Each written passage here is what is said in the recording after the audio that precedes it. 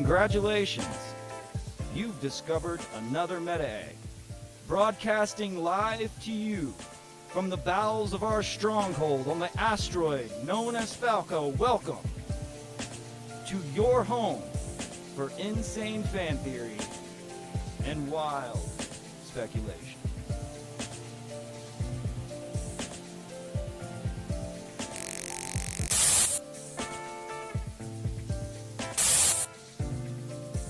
How you doing, guys?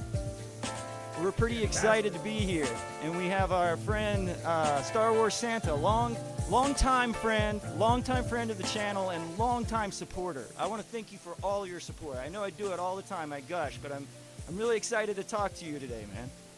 I am too, Will. It's been a long time, and I love your channel. I love your content. I'm so excited to talk about this with you today. I've been looking forward to it all week. Thanks so much. Well, I'll let the viewers in on what we're going to do today. Being Meta Egg, we have what you might call a retro card that we can play anytime. So we can go back and look at all kinds of archives of any media ever made. But today, we're going to play our prediction card and try to tell the future of what's going to happen in Star Wars. And there's nobody I like to do that more with than Star Wars Santa here. So, I guess what we should probably do here is kind of mention some of the different material that we're going to be looking at to make our predictions, so to speak. And I've kind of made a little bit of a slideshow presentation for each of these shows, that being the Bad Batch, Ahsoka, and Skeleton Crew. Now, one of those we're deep into the midst of season 2 for, but the other two, I'll be honest, I think you might have more information on them than I do. And I know some things. Well, first off, I'm pretty excited about Bad Batch. A lot of people are talking a lot of smack, I guess is the way to say it, about Bad Batch, but I want to know what you're thinking. Are you excited about it as much as I am? I mean, I am loving it. And the thing is, I have a hard time sometimes understanding what people want, right? Anytime there's dissatisfaction, it's because what you've gotten doesn't meet what you expected to get. And so if folks are dissatisfied with the Bad Batch, what were they expecting to get? Right?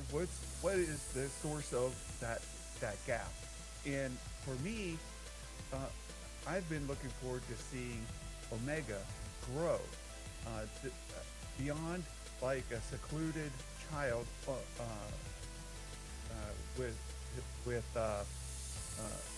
on the cloning facility, right? To seeing the world, having a family, figuring out how that family dynamic works, and growing up. And we've seen them in animation with 2 other characters that we were able to watch kind of grow up.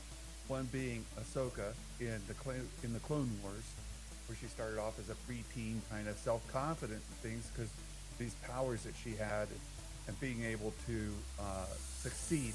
And then we get Ezra Bridger in Rebels, who starts off as a bit of a street rat, right? Your video on him being Space Aladdin is absolutely on point.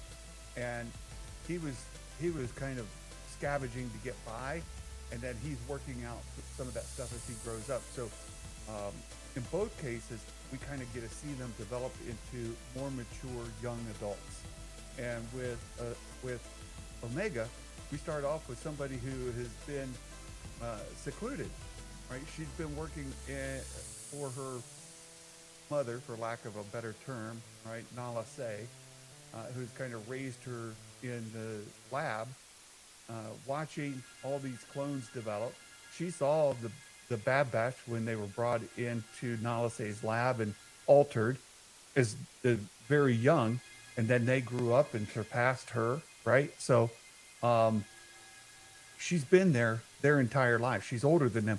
And I'm looking forward to, I came into the season looking forward to see, well, who is Omega going to become?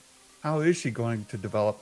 And then, of course, there's the great big cliffhanger of Boba Fett, right? The Alpha, the Omega, the connection between brother and sister, and seeing eventually where that might come into play. So will she embrace her Mandalorian roots as kind of Boba Fett has? Will she kind of pick up the Bad Batch reins and be one of the family there? And so what we've seen in season 2 to this point is her growing from being a part of a squad, being part of a family, and I'm loving it. So I know a lot of the complaints that people have had about individuals like Rey and even Luke to a certain extent is that they kind of just magically come into being fully, buffed, so to speak, as far as what their powers are concerned. But I kind of reject people's complaints about Bad Batch being a lot of filler because in all actuality, almost every episode you're watching her learn. You're like getting a new skill set for her. So like everything has added to her character and her abilities when she started out, like, as you know, as a kid, and then they learned that she had like strategic powers. But now, like, after learning all about tech and learning how to manage like loss and war and all of these technical things too, like everything that she's watching them do as far as like their ships. I mean, in the new season, they have her sitting there like learning the schematics in the first episode when total chaos is happening around her. She's still like at school, so to speak. And that's given us this, that when she does come to full development, there's not going to be any question that it's not deserved or earned, so to speak. And that's why I think I'm excited. And people, like, this is the same thing that happened with Ahsoka. People almost rejected the idea of Ahsoka. No, the Clone Wars weren't very popular. They weren't like the franchise carrier when it first came out. It wasn't until much later that it's become like a staple and hardcore fans and stuff. And I expect the same thing to happen to Bad Batch. So I don't know, but how can you convince everybody about their own taste at this point? Well, and that's what I mean. Like, what was the expectation, right? Like, I get that maybe it's not meeting your expectations. What were your expectations?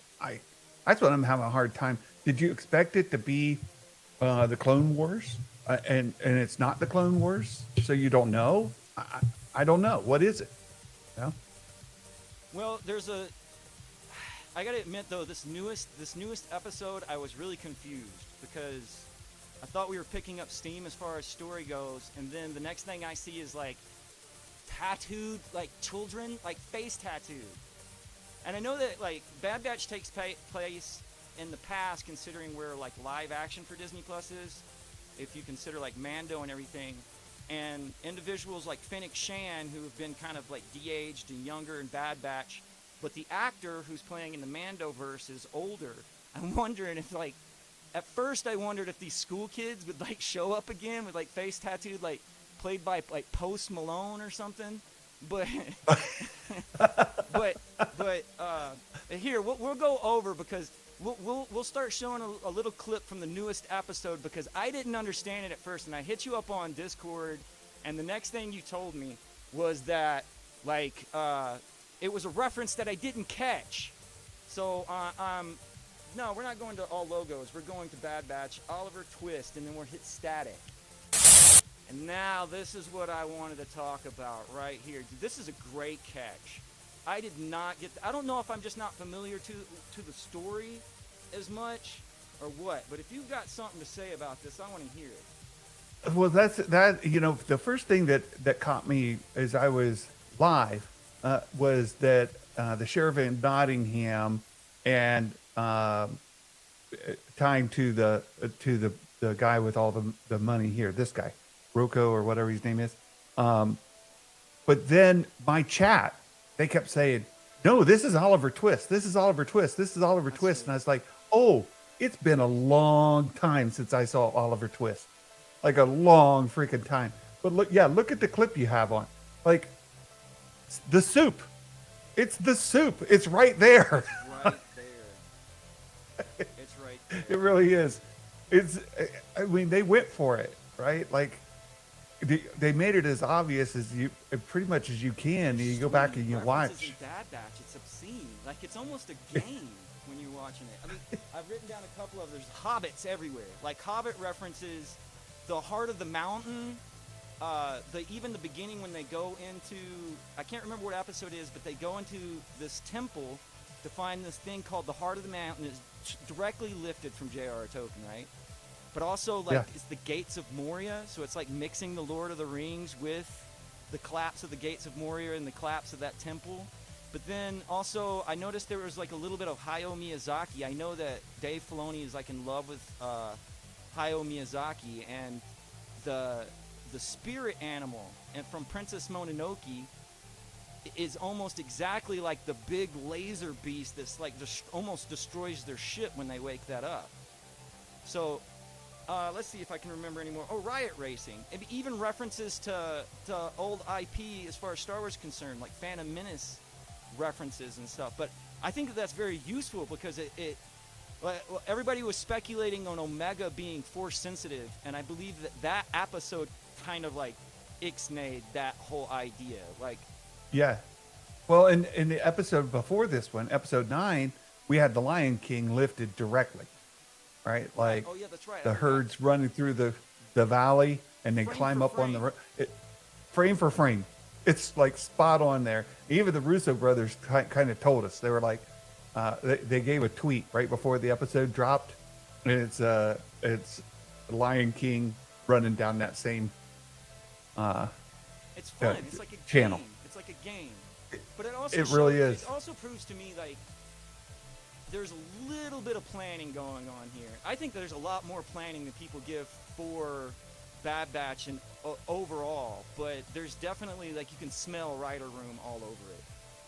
You can't. And I'm seeing something else too, because like, especially with this episode here, how many of us have seen Oliver Twist anytime? Like for me, it's been decades, right? Long friggin' time. How many kids have seen Oliver Twist? How many? Yeah. So here you get Oliver Twist in an episode of the Bad Batch. Like they're teaching them other literature, right? They're teaching them other movies in the context of a half an hour kids animated show. And I'm underselling it by saying a kids How close animated do you show. think the story really wasn't that close though? I mean, there's themes that go as far as retrieval that episode is concerned in Oliver Twist, but it's Sure. almost like a little bit set askew. Sure, there's themes. That's why I first connected it to the Robin Hood, right? Because I saw like the sheriff of Nottingham. He's holding on to all the wealth. He's living high on the hog. All the people are starving, right? And he's taking from them. And then Robin Hood and the Merry Men come along, and they kind of collapse that system in on itself. And you see the same thing here, where Rocco, I think that's his name here. He's living high on the hog. He's the Mako, M-O-K-K-O, Mako. He's the sheriff of Nottingham. Omega is Robin Hood. Right. The Merry Men are the Bad Batch, right? So those parallels are there, but I think the connection here to and there's not a big difference too in that kind of theme. The wealthy taking from the poor, and the poor uprising, and that's what we get here in Oliver Twist as well. And they gave us the clue with the soup, right? They're just like, this is the story we're Right. Yeah. stealing this from. Porridge. May I have another? He even sounds Yes. like it. That guy looks and acts just like the guy who's got him on the end of a stick. So I like the Charles Dickens, who originally wrote the Oliver Twist, has like little references and word games and the stuff anyways, with like the pulling the shortest straw or getting the short end of the stick when the guy's just sitting there ready to whip his ass and stuff. So like, but also I feel like they wouldn't put this much effort into the Bad Batch if it was just not as important as people say. And one of the more evidence for that would be how many people Omega's had contact with. She's had contact with senators. Oh. People always say, "What has Omega done?" She's been around, man.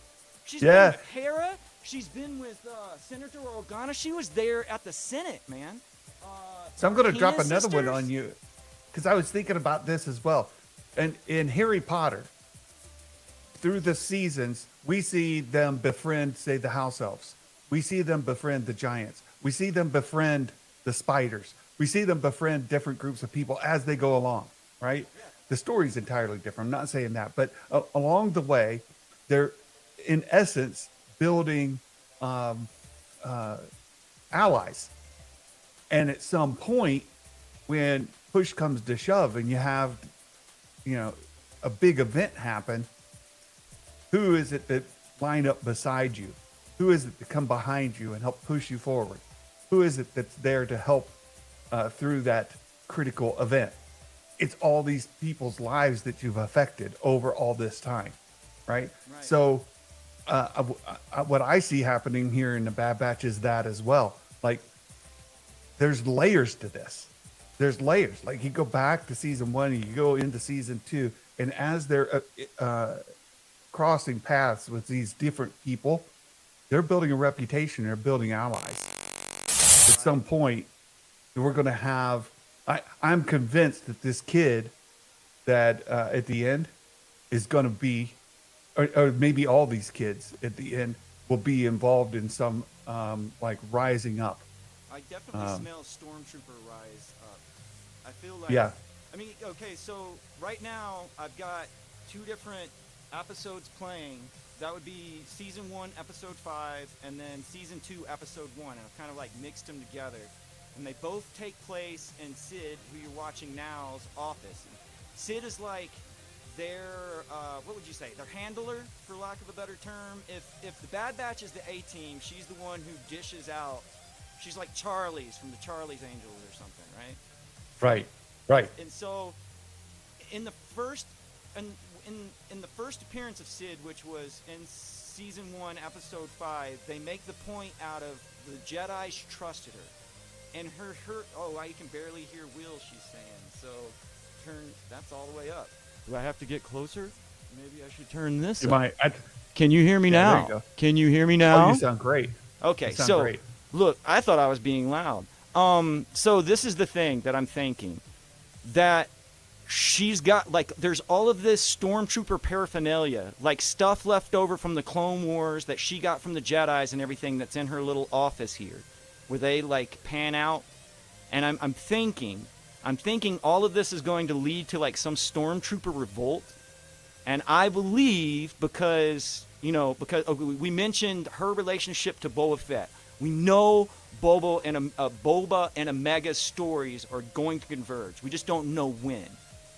And Right. I'm thinking, because that proto armor helmet is in the back there. I mean, it's over their shoulder, like almost ominously, right?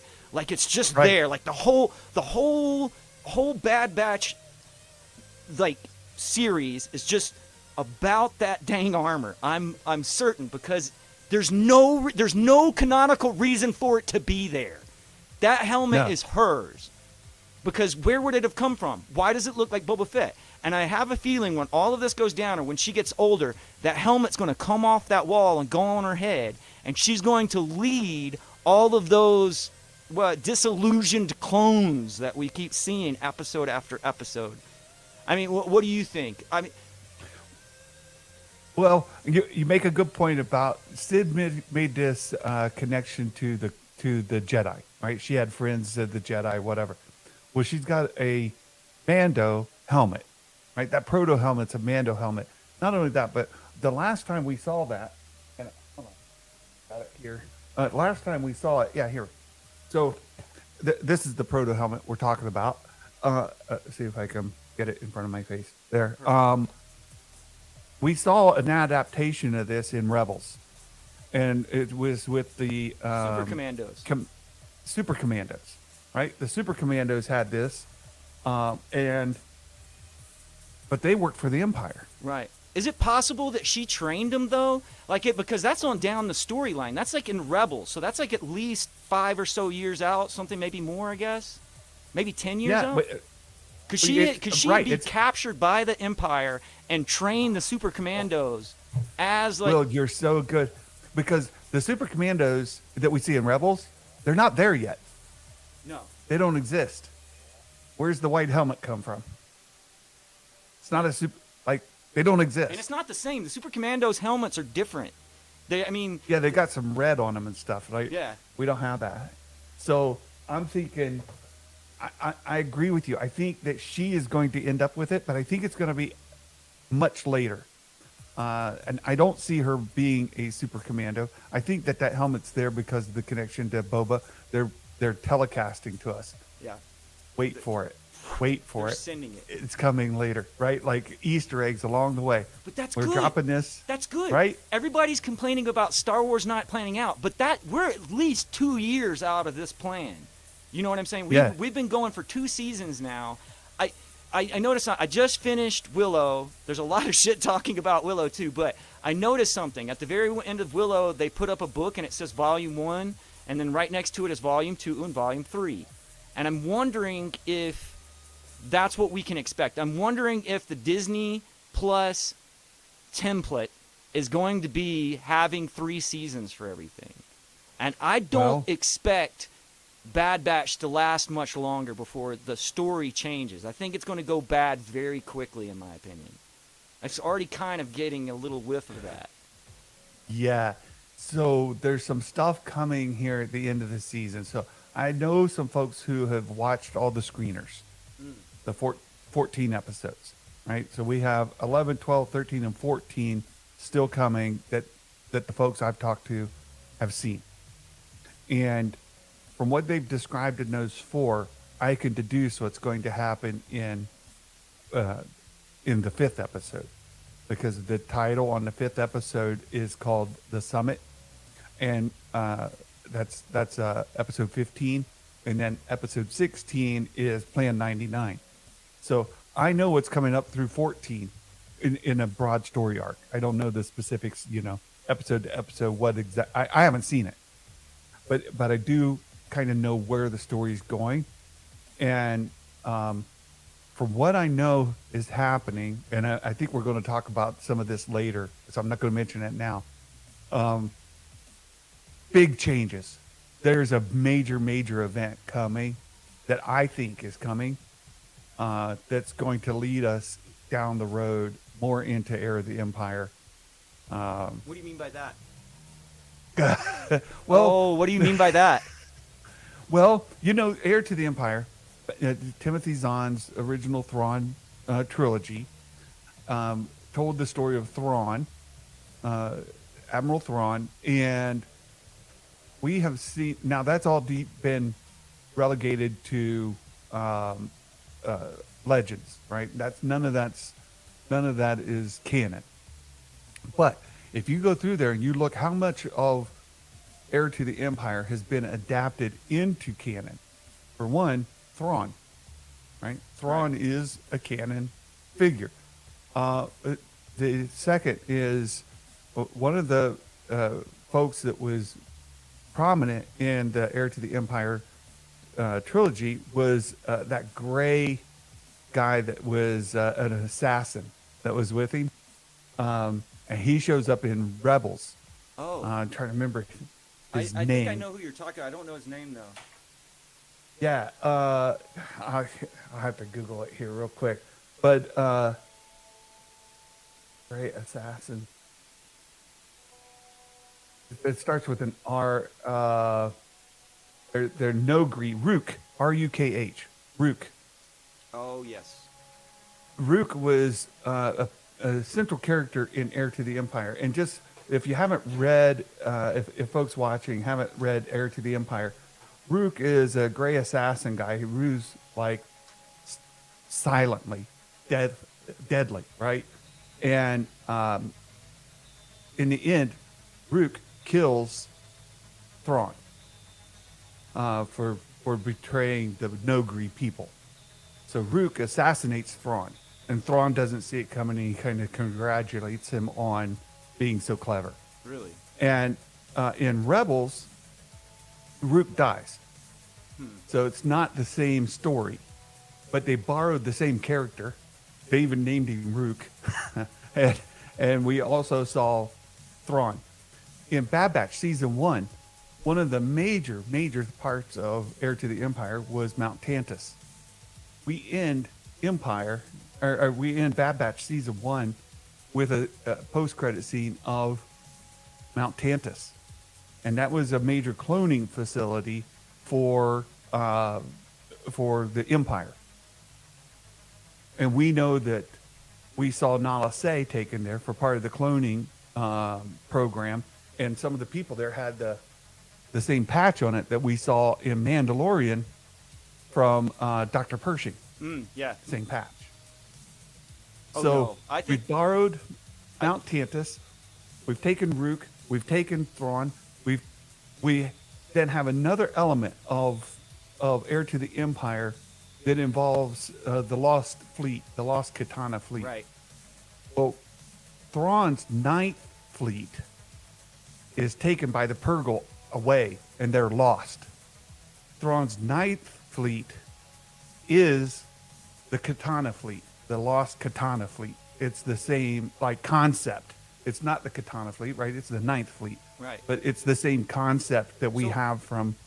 Well, we're going to go There. into the Katana Fleet a lot here, but I'm wondering, I was very unclear on what you thought about this, because you're saying, okay, so the Katana Fleet was actually rumored to be in Rise of Skywalker when they all come out of Exegol, right? A lot of people Right. thought that was what it was going to be. Right. And so I'd never considered that. I thought that Thrawn's fleet that was exiled by the Purgles were going to take him to the Katana Fleet, but you're saying that you suppose that is the Katana Fleet. It could be. Yeah, I have been thinking that they were going to be taken to the Katana Fleet as well. And I think that still could happen. But in talking with some friends and going through it, specifically like Jason Ward Yeah. and Star Wars Meg and other friends, they're like, the Purgle didn't just take Thrawn's ship. Right. They took his entire fleet. So what is I the was like, oh. timeline of that? Like when does the fleet get later. lost compared to when it was found? Yeah, so what we see, so this is great. Oh, this is so good. So, so what we have are elements from Heir to the Empire being lifted and taken all out of context, right? Like Rook is completely out of context. Mount Tantus in the Bad Batch is happening before the original trilogy, right? It's right after the prequel trilogy. But Mount Tantus in Heir to the Empire happens after the Return of the Jedi. So, like, you've got timeline stuff. Everything's all mixed up, but they're Right. taking concepts. So Another big concept. Wait, Go ahead. okay, so the idea of the rebels when the Ninth Fleet is lost compared to where we are now, as far as when Ahsoka's coming out on the timeline. Hasn't happened yet. So right, but we're like, so the what's the span between Rebels and Mando? A long time. Like 15 years or something, isn't it? Yeah, right. And so they've been gone for a long time, which is what the Katana Fleet was, right? They Right. were lost for a long time. Right. And another major element, and we could tie this back to Bad Batch, another major element of Heir to the Empire is at the end of Heir to the Empire, there's like different storylines going on. But the one at Mount Tantus specifically, we get Luke Skywalker and Mara Jade, and they go to, and we end up with Han Solo and a bunch of other folks. They all kind of converge on Mount Tantus, and there's a battle that takes place there with Jorah Sabaoth, right? Mm-hmm. And then they destroy Mount Tantus, essentially. The end of Bad Batch season 1 or season 2 could put us there. Right. Different people, the Bad Batch. You're not going to have Luke Skywalker and Mara Jade, but you're going to have Wow. the Bad Batch Wow. going wow. to, right? That's I think you're going exciting, dude. to, right? I think and this is, I don't know this for sure, but I think the Bad Batch are going to arrive at Mount Tantus, and we're going to see that, the end of Heir to the Empire and Mount Tantus happen at the end of Bad Batch and Mount Tantus. Okay, so this I think brings that's up some what's other gonna stuff. happen. But first off, Star Wars Fits in the chat was like, what about in Rogue One when we read the file called Mark Omega? Could this be a connection to Omega in the Bad Batch? I think Omega is a mark. I think the Empire, we definitely know that the Empire is going to figure out who Omega is and go after her somehow in one shape or another, where it have to be with cloning or using her to train. I have no idea, but something like that's going to happen. I think for sure. And this brings up another good. I love the video that we're showing right now because it's almost like the A-Team in Predator being coached by the Predator. But this is the thing, though. I think that everybody can smell a betrayal from Sid coming. Everybody knows that the tension is there and that that's going to happen, and that one of the main hypotheses of Meta Egg is this whole idea that Omega represents like Snow White, right? And that it's because of that armor, and it's because all of the clones, the Bad Batch being this eclectic group of clones, is like the dwarfs, right, from Snow White. And Sid would be like the evil stepmother who portrays her, right? Like there's a relation going on here, and I think that that's what we're going to get. Like, I feel like Sid's going, because even the name Bad Batch, think of it like this: one bad apple ruins the whole damn bunch, right? Or the whole damn batch. One bad apple ruins the whole batch. As far as like Omega being a stormtrooper who is taught the difference between right and wrong and ruins the whole batch of clones that are working for the Empire. You get what I'm saying? To start a clone uprising or whatever. And I think that, you got Hunter, Wrecker, Echo, Crosshair, and Tech. Or Hunter, Wrecker, Boba, Rex, Echo, Crosshair, and Tech. Or give or take, man. They're friggin' Snow White and the Seven Dwarfs, man. I also want to point out that Rhea Perlman, if I say her name right there, who does the voice over for Sid, has been popping up in a lot of other movies. I just saw her on Netflix on You People recently. She plays Jonah Hill's grandmother, I think. But it kind of makes me feel like the distance between Bad Batch and where we are in the Mando universe makes me think that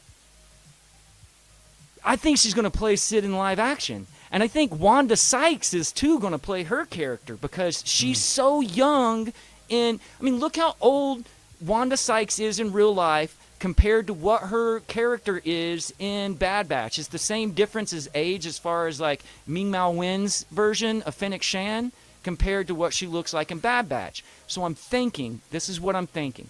I'm thinking there's going to be some betrayal by Sid. I really do think that Omega is going to go to sleep. And I bet you it's going to be in that Jurassic Park Ember stuff from what was that, Book of Boba? Was that in the Book of Boba? No, Kenobi. That was in Kenobi. Right, that was in Kenobi. I think that they have Jedi, and I think that they're storing DNA to extract to make clones out of. And I bet you they're taking a whole bunch of people, because in Andor, when you get what's his name, Andy Serkis's character, when he comes up on the PA system and he's like, "You must," it's Snoke's voice, and I bet you, like, because that character is still alive, I bet you that they're going to put him in Amber 2, and I bet you he's like, all of these people are going to be like some conglomerate of like clone that's going to end up being Snook. I'm telling you, they're going to take. Come on, let man. me tell you this. Don't break my heart on this one. The next episode of Bad Batch is going to feed your cloning hunger. It's going to give you some food. It's going to let you see some stuff. These next two episodes are going to explore that cloning facility on Mount Tantus. And you're going to learn some things of what's going on there. And you're not wrong in saying that there are lots of different genetic experiments going on in that place. It's not all the same Again, it's not like when you go back to Attack of the Clones and you've got the facility like millions of copies of the same thing. Right. You got lots of different things that are Right. getting experimented on. But it And we're implies gonna see- cloning because it's a direct reference to Jurassic Park. There's no way it's not. It even came out when like that movie came out, and they've been doing that a lot, where their references are lining up to other IP as it comes out, like Dune and stuff Yeah. of that nature. So I'm thinking, bro. I'm thinking they're like telegraphing this shit to us. Well, they're going to be showing us some things in the next 2 episodes that are going to show you what they're up to there. And it is a cloning facility. We do have Nalase and we do have the cloners, like Dr. Pershing's cloners. The question I don't know today is if we're going to see a pre-Snoke or some sort of Snoke being in Mount Tantus. I think we saw them in The Mandalorian season 2 in those vats. I think we saw Proto Snokes there. Yeah. I don't know if we will see Proto Snokes in Bad Batch season 2, but we might. All right, before we go on, I'd like to thank Ron right here, who has been helping produce the show. I might get him to do a mean, more porridge quote, because he does it amazingly. But anyways, right now, I guess we're going to move on and talk about Ahsoka.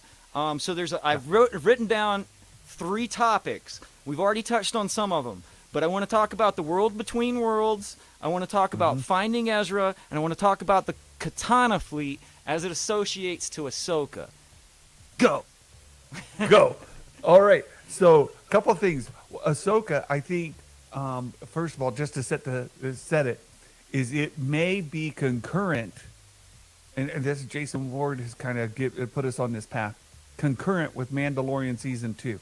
And of course, you see Ahsoka right here, Mandalorian season 2, and she shows up in the Book of Boba Fett, just briefly. But here will be in that same path from Mandalorian season 2, and Ahsoka is going to end up where the Katana fleet is, or that's me borrowing the word from Heir to the Empire.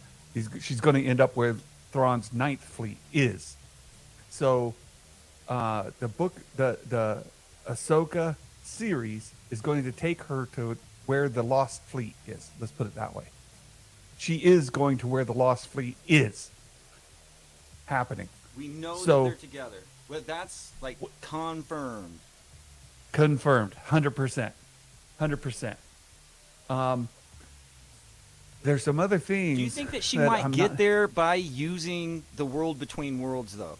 Because there's a big controversy. I'm not sure. I think that you're saying what the symbols that we see in the Ahsoka logo, are they associated with the world between worlds or no? No. Okay. No. The symbols we see in the logo are the exact same symbols we see in the Lothal Temple from Rebels when Ezra gets his kyber crystal. And he's in the room, and he looks up in the dome above him, and the symbols we see in the dome above Ezra when he's talking to Yoda through the Force, same symbols.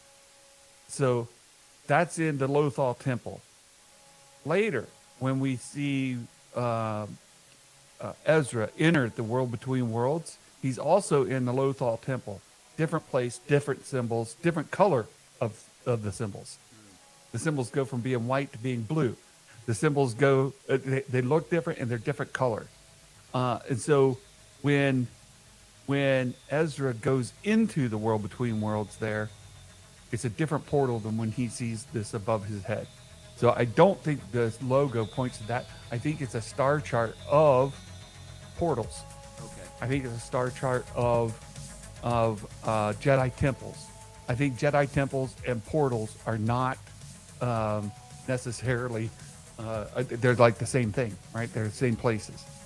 Jedi temples are purposely built at like Force Nexus, where people can build these portals to the world between worlds. And there's even been thought and talk, that whenever Jedi are communicating through the Force, like we see Luke and Leia do it in Empire Strikes Back, right? In Cloud City, Yeah. and Luke's We hanging have to go down at the back. bottom. We have to go back. Luke. Yeah, Yeah. And that communication is through the conduit. Through that is the world between worlds. Well, this brings up Connects all another thing places. about, let's talk about Rey and Kylo and the end of Rise of Skywalker, because like my Yes. whole theory on that is that whole not, and you sent me something, you sent me some a excerpt from the book Yes. version, and I Yes. think that puts the nail in the head, like, because it says the spaces between spaces, and it also mentions the fact that some of the Jedi are still alive. So the voices Yes. that she hears could be from the world between worlds also. Yes. And Rey's 100%. voice is in the world between worlds in the episode we're watching right now. Like, if you put it on the Yes. subtitles, you see her voice as one of the voices that are in there. Exactly. Not only that, but also Ahsoka's voice is one of the voices Rey hears when she's on Exegol. So I think, this is just a theory, I think that Ahsoka is going to see World Between Worlds. She's looking for Ezra.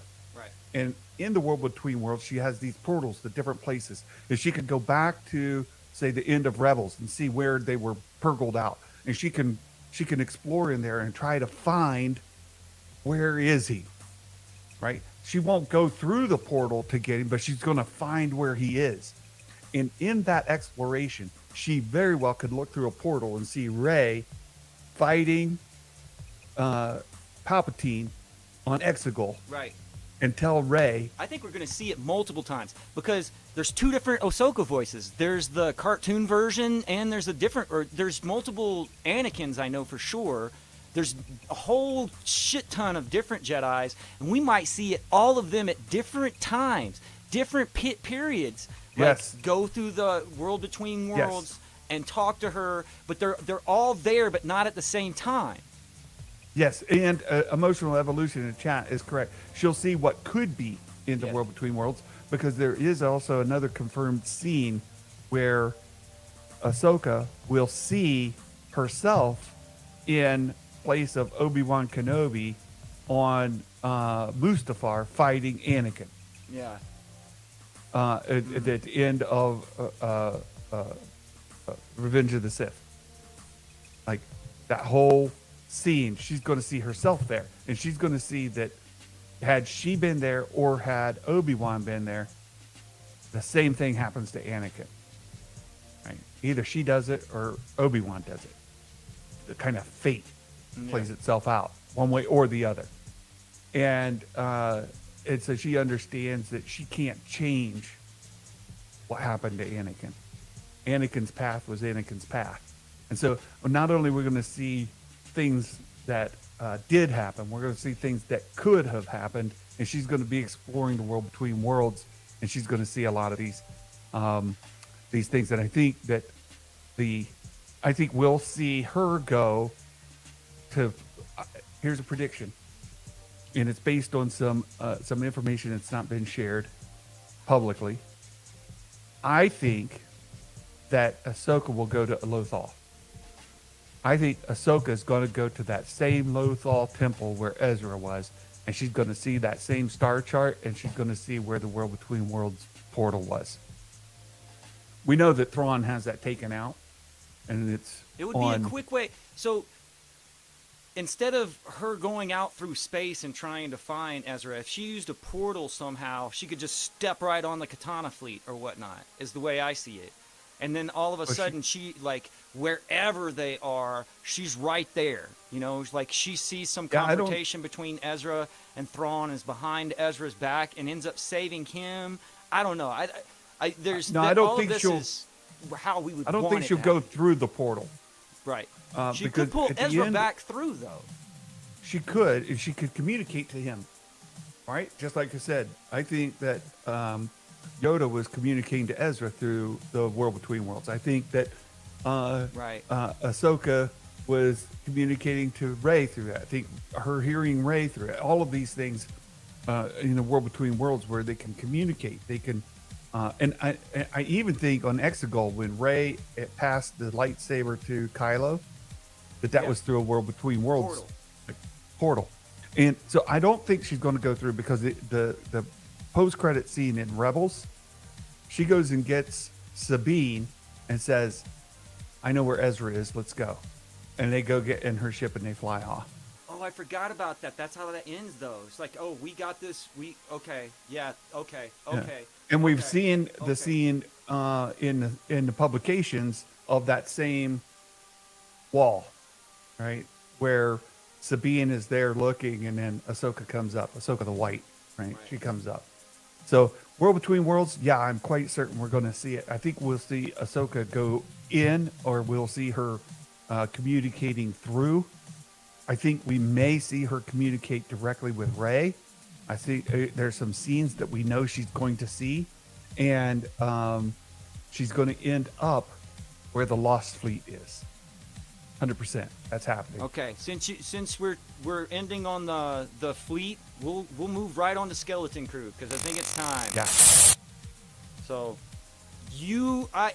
I have got to admit, again, I have totally slept on Skeleton Crew, and I think the reason is because I have no reference point. I don't know what the context is. I don't even know if we have very much information on it. I mean, there's certain things that we do know, but there's certain things that are a little bit still of a mystery. Like, we know it's going to be slightly horror. Is that right? Dark. Think Goonies. But Think that's Goonies. But the word Skeleton Crew, like that, like the word Well- Bad Batch, could imply a whole bunch of different things if we play word crew or word games. Like, well, the same thing could be applied to Skeleton Crew. I'm thinking. Yes. So Yes. explain because- to me what the Katana Fleet was meant to be. Well, let me start off with multiple meanings of Skeleton Crew to what you just said. Skeleton Crew could mean that you have a bare minimum staffing for a crew, right? You've got a skeleton crew. It's just enough people to keep the lights on. And we have a ship with only like one adult and like 4 kids on it. They could be a skeleton crew of a ship. I don't think that's what it is. I think the skeleton crew are all of the dead stormtroopers on the Lost Fleet who are brought back to life by the magic users in this system they're going to.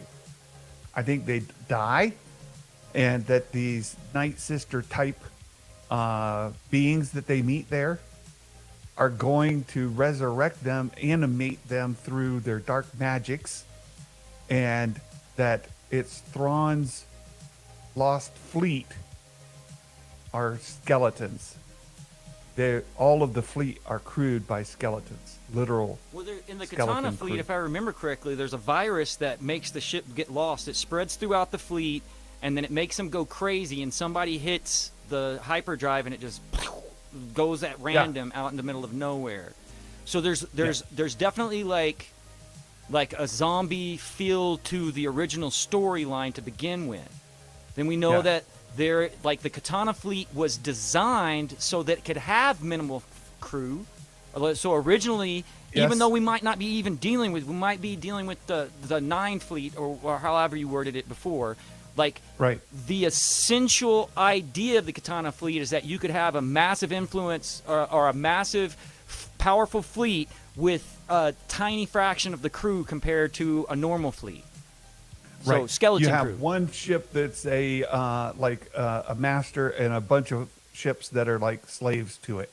Right. So it communicates to all the other fleet what to do, and then they follow. So like the idea of a hive mind, where you've got one mind that leads the entire hive, that you could very well have that through the Night Sister type people who are animating all of these undead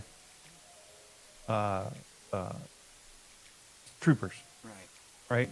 They could be animated, so you have a hive mind, right? They are communicating to them what to do. You saw that in the Phantom Menace, even, right? With the B-1 battle droids, right? They were all being controlled by a central unit, right? And when the central unit was taken down, they all just collapsed. Was it in They didn't have the Jedi too, the Last Jedi, how they were talking about like what Finn and Rey were trying to do was take out the main ship so the other ones couldn't go into hyperdrive or whatever.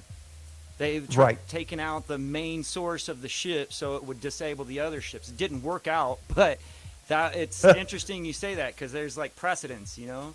So there is precedence, and they keep using that same kind of theme, right? And so I think that that's what it's going to be. I don't have evidence of it, but when you start to connect it back to this, where I started this, taking elements from Heir to the Empire, pulling them out and putting them into the story in different places, right? Be it Rebels with Thrawn, and now Thrawn's going to be coming into Ahsoka, or be it Rook, right? Or be it the Mount Tantus that we see at the end of Bad Batch. I think now we're going to see the Lost Fleet with that are being fitted with a skeleton crew, like undead crew. I think that that's what it's going to refer to. I think a lot of people are going into it thinking that it's one adult and 4 kids. It's a skeleton staffing of a crew. I think that's what people are assuming. Actual skeleton crew. But I think they're going to pull a surprise on everybody and say, no, it's actually skeletons, undead stormtroopers, skeletons, crew.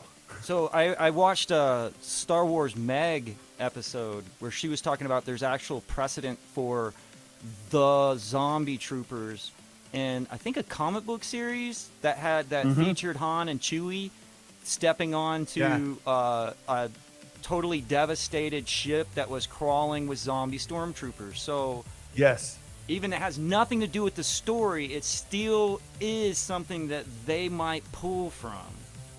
Exactly. I think that's 100% what they're doing, and that's going to be the surprise for everyone. It's like, wait a second, I thought that it was about this small crew that are lost. No. It's about a crew that are skeletons. So what would Jude Law be in this story, though? I mean, what is there a character that you feel existed for him to slide into? No, well, the closest that I think it would be Talon Card, right? Talon Card in the Heir to the Empire series was a bit of a Han Solo type, right? So he's out there, swashbuckling and all of that, right? He's a good-looking guy, and he's. Oh, this meeting has ended. We lost. What should we do? Should we start another meeting? Just start another meeting. We'll go to standby real quick, and we'll be right back with you guys. I'll just keep you a little company until we can get everything moving along. Again, I want to thank Star Wars Santa for being such a good supporter. Everybody who's in the chat room, who's come back, and so you're going to have to move that over to Facebook and send it to you, and then I'll hop on the phone and send it to Santa again. Everybody who has joined with us today and has contributed in the chat room and has just been overall big fans of Meta Egg up until this point. Here we go. We're getting you taken care of, Santa. We're getting you good, Santa. Boom. See if we can get him back on for us real quick now. We're doubling up. And then I guess we'll just say bye and wrap it up. You guys see this beard? I know it's been a while, but I'm thinking about becoming a Santa myself. What do you think? I've been inspired by our good friend, and said since the name Star Wars Santa's already taken, we'll just say I'm Meta Claus. Santa! Well, regardless, guys, I think that we're going to have to call it a day here pretty soon if we can't get him back very shortly.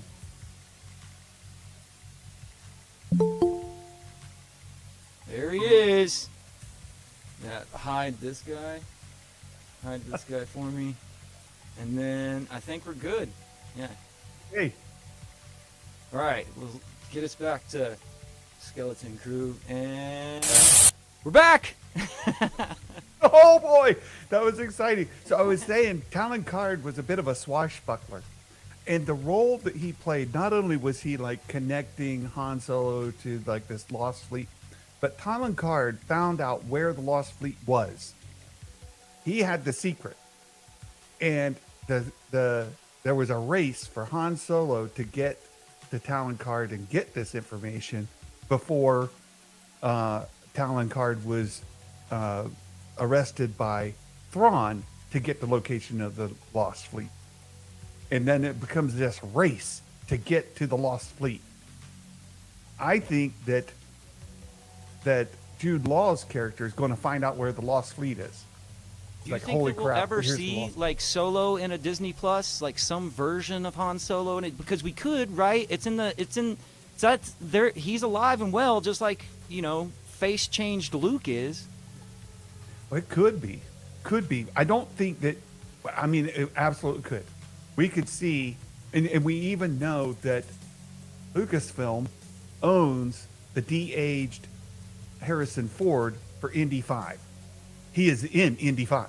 He's in the trailer, the de-aged, right? He's there. So could we see the de-aged Harrison Ford in a Disney Plus series? Yeah, they own the de-aged Harrison Ford. Yeah. It could happen.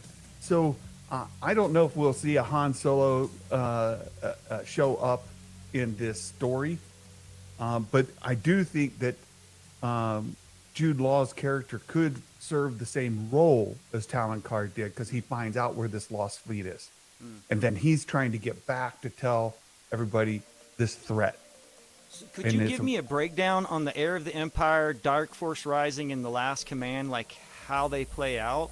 You're basically saying Thrawn dies at the end of it? Is that right? Is that what I understood you yeah. said? Yeah, he does. He gets killed in the end. I don't know if they'll follow that through or not. I do know that so the overall arc is we're after Return of the Jedi, and there's a threat. There's a threat, and the New Republic, they're aware of this threat, and there are places being picked off out in the outer regions, and they're trying to shut it down. Then, and they're being largely successful. The New Republic is. And then Thrawn gets word of this lost fleet, and he's like, "Oh, I could turn the tide of this entire thing if I can get this lost fleet." Talon Card knows where that lost fleet is. He found it accidentally. That sounds to me like the plot of Skeleton Crew. Like the Jude Law and the kids find the lost fleet accidentally. Like it's the same story. And then, so he finds it accidentally. He comes back, and then he learns, and he's got this secret. And Han Solo knows Talon Card, and so he's trying to find him.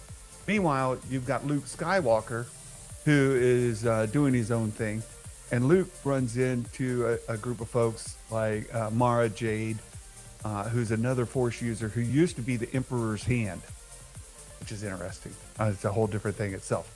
She was the Emperor's hand. At one point, she was a dancer for Jabba the Hutt.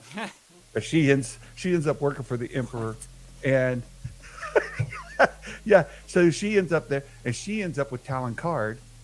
And they're on this planet where there's Yislamiri, whatever, the lizards that block the Force. She's there. And Luke finds her. And so the storylines start to cross. Leia ends up going out on a thing. She's being hunted by assassins. She goes to Kashyyyk.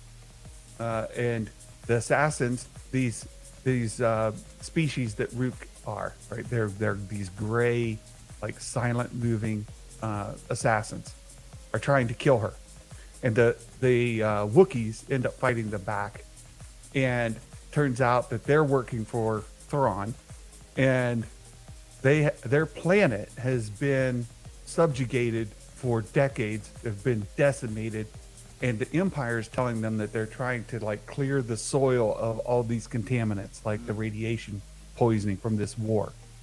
But really, the Empire's been holding it back from healing. They're actually poisoning it. And as the story plays out, you've got these three elements. You got Leia and these gray beings on this planet. You've got Luke Skywalker and Mara Jade. They end up running into a super crazy clone dude called Joruus C'baoth. Joruus C'baoth was a Jedi. He died, but then they cloned him, and this crazy guy is the clone of Joruus C'baoth, and he thinks that he is Joruus C'baoth, but he's not. Right? He's all messed up in his brain. He ends up going to Mount Tantus and taking Luke and Mara Jade there. Meanwhile, Han Solo ends up going back to Mount Tantus because he becomes aware of Leia, a tie-in, and like everybody meets there. The other side of the story, we have Thrawn headed out to get this lost fleet, and they're chasing him to try to get out there. Talon Card and them are chasing to get there first, and then Thrawn gets there. He brings the lost fleet back, and he starts destroying planets. Well, not destroying, but overtaking them. And Thrawn always tries to preserve life. Like, if you guys give up, we won't have a fight. But they end up these gray beings that Leia ends up helping. The Grisk. Is that who you're talking about? Is that the No. They're the Grisk, or who Thrawn is? Is that who he is, No or Greek. who he kills his people, or? No, these Noghi, the Noghri, no Greek. Oh. They're gray beings. They live on a different planet. The Nogri, Rook is a Nogri. Okay. And he finds out that Thrawn and the Empire more, but Thrawn and the Empire, Darth Vader was specifically involved at one point, were poisoning their planet, not saving it. And so that changes Rook, and Rook ends up assassinating Thrawn at the end. And that's what keeps Thrawn from overtaking the entire Empire. And so that ends that. Luke and Han and them are successful in destroying Mount Tantus. That removes that risk. And that's how the series basically ends, like the good guys win. Okay, so we're going to wrap up. We've already been going up for over an hour. I just want to make sure that there's anything that you would like to add. Are there any speculations that maybe I didn't bring up that you would want to hit on? Or is there some crazy, insane theory that you're a little bit skeptical to say on your channel? Because here at Meta Egg, it's okay to get egg on your face. Well, I've kind of stepped into it. I think that the skeleton crew is the crew of the Lost Fleet, and that's the Thrawn's there. Whether that we call that the Katana Fleet or the Ninth Fleet or some combination of both, that's what I think that is. I think that the skeleton crew are going to tie in with the story of finding that fleet. Ahsoka's going to get there, and this is going to happen concurrently. The skeleton crew's going to the same place where Ahsoka is. Ahsoka's going to find Ezra and all of that. But the crazy part of it is thinking that at the end of Bad Batch, we're going to see the Mount Tantus come down, in the Ahsoka series, we're going to see them come back with the Ninth Fleet to attack the New Republic. So I think they're going to bring the major story beats from Heir to the Empire through all three of these series: Bad Batch, Ahsoka, and Skeleton Crew. All right. Well, I would like to thank you so much for coming by and setting some stuff straight for us today. Like, I'm good at analyzing, but there's so much more that you know that I don't know, and it helps me map out what's possible. So we sure do Well, appreciate there's it. some things that I know for sure. Let me drop one more thing that I know for sure. And this is a complete, like, nobody knows, like, this hasn't been shared publicly. We will see Mon Mothma in the Ahsoka series. Oh, 100%. And well, what that would that ties mean? in, Well, well, that ties into the New Republic pulling back their forces. At the end of Return of the Jedi, what we see in the books are that the New Republic starts amping down their military, right? They're decommissioning their military. They're demilitarizing. And we're going to see Mon Mothma, and I think we're going to see where she's demilitarizing, that's going to set the threat. So right now, they think, well, Emperor's dead. All of that's gone. We're rebuilding the New Republic in peace. There's no major threat. We got these little dust-ups here and there. But they're going to find out, holy crap, we've got this lost fleet led by Thrawn who are coming. And we have no defense. ooh, I'm excited. And again, I want to thank you. I want to thank everybody in the chat room, everybody who is a subscriber. If you're not, please subscribe. Also, I'd like to tell you a few show notes.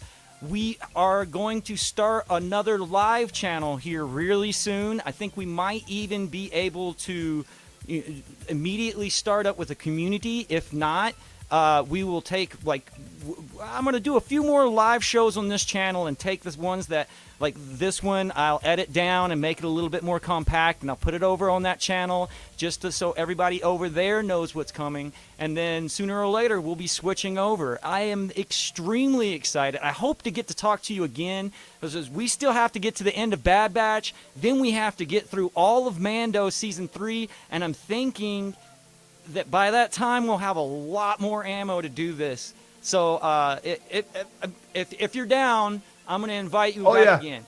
Look, I think it's all coming back together when we see Ahsoka, the Skeleton Crew, Mando 3, Mando 4.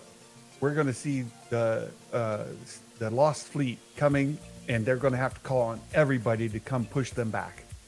So that's where you're going to see the Mandalorians called. We're going to see, like, a full-on war kind of happen with Thrawn and the Lost Fleet returning back with their skeleton crew to attack the New Republic. That's what I think is going to happen. I'm hoping. I don't know if you heard me either, but I'm trying to compete with you on the beard. Dude, I was going to say something about your beard. It is epic. Looks great. I'm thinking of becoming great. a Santa. We can make that happen. Yeah. Will. I'm going to be Meta Santa, Meta Claus. we could turn that thing white. It's getting there. It's got a couple of streaks, but we're gonna be like dropping little meta bombs in everybody's stocking. There is a process by which you could turn any hair white. Any. I'm scared, but I feel like there's a punchline. No, it involves some pretty harsh chemicals. Oh no! It burns. You didn't do that. I thought yours was naturally white. You didn't do anything to yours. Mine is. That's mine you. is naturally white. That's all but Santa. I know plenty of Santas who their beard looks like yours 9 months of the year. And then they go and they have the chemical treatment that turns it white. There are lots of them. That's dedication, bro. The vast majority of Santas have to do that. Vast majority. I mean, I thought a lot of them just use the little ones that have like the eyeglasses thing that fit over your ears and give you like this. A lot of the natural one. bearded Santas that look like me during the season. The rest of the year they look like you. All right. Well, everyone, thank you so much. I'm going to ask Aaron to move us over into our standby. We're going to turn up the music a little bit and then give a short little outro. Thanks again, Santa. We love you, bud. Thanks so much. Thanks again for everybody. Don't forget to subscribe and hit the bell for notifications later. We'll have more news and more live streams coming to you very shortly. And don't forget, I have and always have been every voice you've heard in your cell block.